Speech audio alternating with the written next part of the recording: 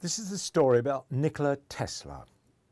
Tesla, in many people's view, was the father of the 20th century in many ways, 21st century. His main claim to fame, or the main points that make him a very worthy individual was he used electricity to enhance the inventions of the Industrial Revolution. He discovered that electricity could be utilised to quadruple the value of this machinery that hitherto had been horse or manpower driven. So this was a complete revelation. And he was Serbian. He emigrated to America in the 1880s, and with all these wonderful inventions. And were it not for him, Edison, all these people would never have achieved fame. Most of his inventions were adopted by Westinghouse, or who else was there? There was Marconi had one of his. Even Alexander Graham Bell used one of Tesla's inventions, making claim themselves.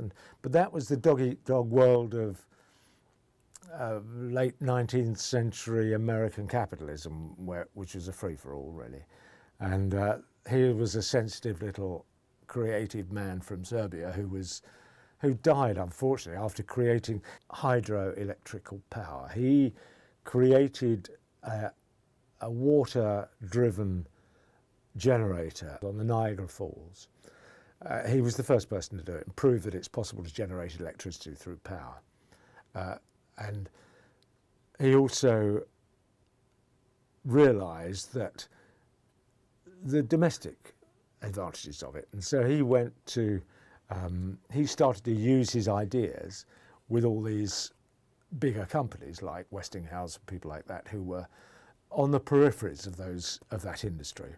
They'd invented power stations to create electricity, but they couldn't get the electricity to flow far enough to be able to credit anybody virtually outside the immediate vicinity of the generator, until Tesla invented copper wire conductivity. And he was the one that sold that idea to Edison, I think it was, who patented the idea, ripped his patent off blatantly, patented the idea, made a fortune.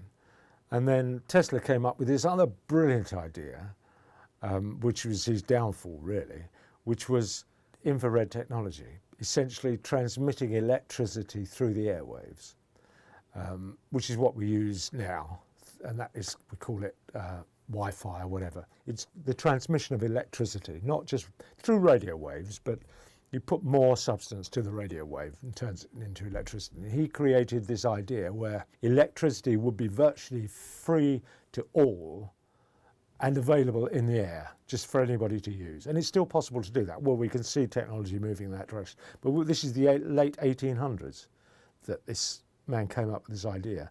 And his inventions were quashed, mainly because they'd spent huge amounts of money putting copper wire to everybody. And then suddenly the same inventor of copper wire comes up and says, we don't need any of that technology anymore. We can create all this electricity. And what's more, it'll be virtually free to the user. And that, of course, wasn't allowed to prosper. So his patents were sat on. He was demonized. He was called all the names under the sun. And he died in poverty in one room in New York. He was poverty-stricken, and they were all making fortunes.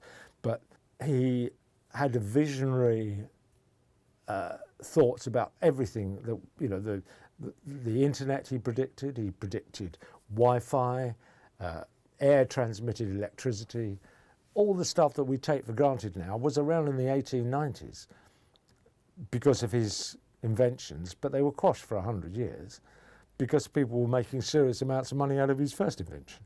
So yet another example of the way corporate America manipulates its markets and controls its markets, whether it's hemp or electricity.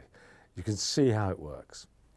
And it's a good story. It makes a very interesting way of explaining how 19th century American commerce worked. Very interesting idea. Anyway, that's a program about Nikola Tesla. So any contributions for that one would be gratefully received.